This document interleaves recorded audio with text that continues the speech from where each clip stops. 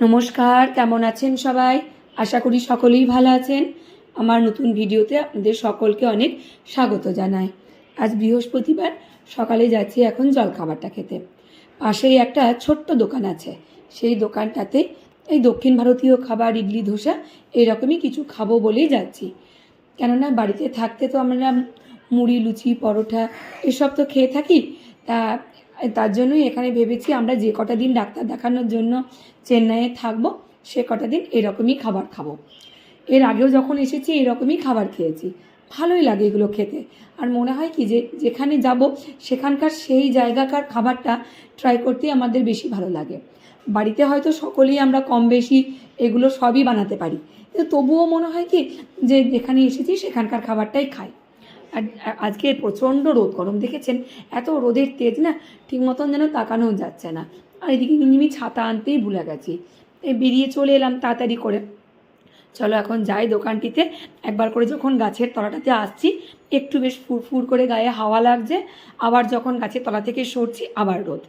এই যে রাস্তার বাঁ দিকে দেখেছেন প্রচুর গাড়ি দাঁড়িয়ে আছে, প্রচুর। কেননা আমরা তো আছি ড্রিমস লেনে, আর এখানেই তো অ্যাপোলো হসপিটালটা আছে।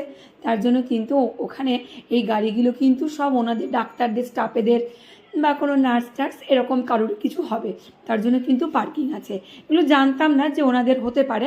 আমরা এখানে জিজ্ঞেস করলাম, লোকাল যেসব লোকদেরকে আছে তাদেরকে জিজ্ঞেস করাতেই বললো অ্যাপোলো হসপিটালদেরই এগুলো সব গাড়ি, মানে ওই অ্যাপোলো হসপিটালে যারা স্টাফ আছে তাদেরই গাড়ি আর কি।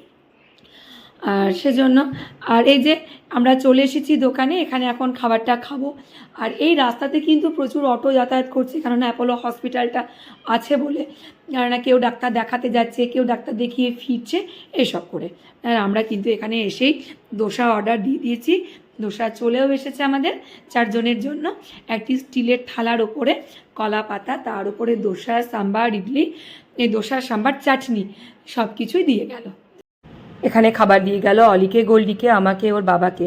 কিন্তু অলির বাবা দেখে বলল কি, নিজে স্টিলের থালার উপরে কলা পাতা, তার উপরে ধোসা, সাম্বার, চাটনি সব কিছু যে একসাথে দিয়েছে, সেটা কিন্তু অলির বাবার বা আমাদের সকলেরই খুব একটা পছন্দ মতো হলো না।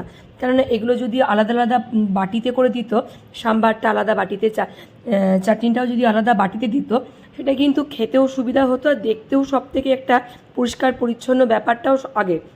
সেজন্য আজকে যাই হোক খেয়ে নিলাম, প্রথম দিন বলে। এর পরের দিন থেকে এই দোকানে না এসে অন্য দোকানে যাব খাওয়া দাওয়া করতে। এইটা আমার একটু খুবই বাজে লাগলো এই ব্যাপারটা।